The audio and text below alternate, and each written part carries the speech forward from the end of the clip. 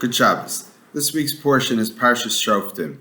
And in this week's portion, there's one section which deals with the laws of witnesses, and also very specifically with the laws of bearing a false witness. And it tells you that if somebody decides to bear false witness, if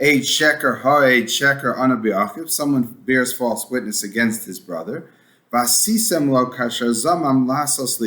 you shall do to him as he conspired to do against his brother. We should destroy evil from our midst. Now, what's interesting here is that it says the punishment for bearing false witness is not the usual punishment of lashes, which is typical for someone who commits a transgression on a negative commandment, but actually it's what you try to do to the person you were testifying against that should happen to you. So in the most severe case, if two witnesses, and it has to be two witnesses because it has to be something that would have been borne out and the court would have acted on it, and they only act if there's two witnesses. So if two witnesses come and say, we saw Reuven kill Shimon, and therefore Reuven deserves the death penalty, and it turns out, the way the Talmud understands it, that two other witnesses come and say, that's not possible that the first set of witnesses could have possibly seen that murder because they were with us in Chicago rather than in New York where they testified that it happened. So then the law is that based on the witness of these last two, the testimony of these last two witnesses, you kill the first two witnesses, the first set of witnesses who bore testimony falsely. Now, what's really fascinating is that the Talmud then goes and tells us a very specific law, that it says, as you attempted to do to your brother. So they say, kasher zamam v'lo kasher asa, as they attempted to do, but not if they were successful. So what does that mean? That if Reuven was not killed, but the witnesses came to court and testified that he murdered, and before the death sentence took place on Reuven, then those witnesses get killed. But if the witnesses testify that Reuven murdered and the court actually executes Reuven, then they don't get punished, which is really strange. In other words, if attempted murder gets the death penalty, but murder doesn't get the death penalty. So one simple explanation could be that God would have never allowed the execution of an innocent person, and therefore, if the court actually executed Reuven for the supposed murder, it's probably true, and even though they might have borne false witness and testified falsely, it still was supposed to be, and therefore, since it was supposed to be, we're not going to punish them. That's an explanation, but not one that sits well with me, because at the end of the day, they try to murder someone, and they did murder someone, right? So it could be some other witnesses will say that Reuven deserved execution, but until we know that, even if we do know that, they still murdered him without knowing that he was deserving of death. So another explanation given, which probably is not necessarily the real notion that's in the Torah, but it's said by the Maharal MiPrague.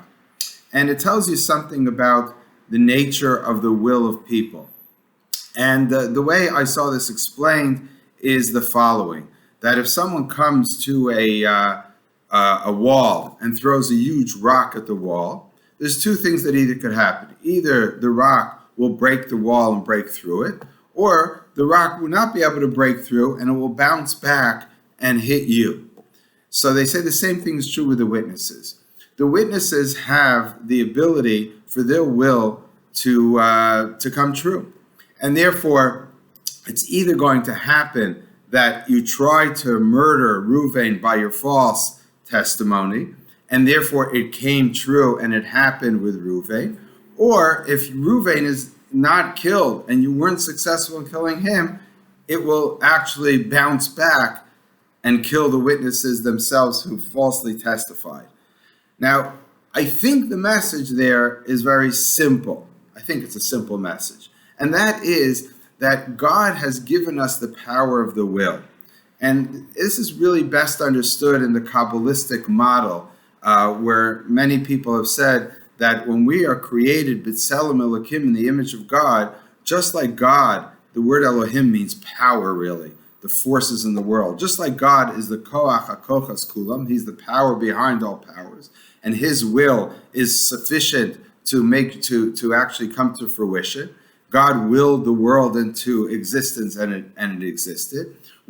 God creates human beings with a similar willpower, maybe not as strong as God, but we also have the koach habechira, we have the power of choice. And if we choose to do something, God says, you human beings could do what you set out to do. And therefore, either it occurs by murdering someone, or it has to bounce back and hit you. But the will has that power to have its effect one way or the other. So again, whether legally this is something that sits right with anyone and says, oh, that's the right way a court should act or not, to me is not the issue. I think what the message here is that God has given us the ability to will things, not just to will it by just thinking and it exists, but if we really want to do something, we have the power to do it. And we know that there's such a thing. If there's a will, there's a way. And people who are really determined to do something have a stronger ability than they realize to do it. Because if we really want something, we could get it. If we get up in the morning and we just say, I like to go to work, but I think I'll rest today, you're not going to get too far. But if you really will it and you get up and you're dead tired, but you force yourself out of bed and you say, no, I'm going to do it because I have a job to do and I want to be successful. I want to attain the goals that I set out to attain, then you have a good chance of being successful in that. And I think that's the message, according to this opinion and explanation of the Maharal, is that human beings have more ability than they realize if they just will something.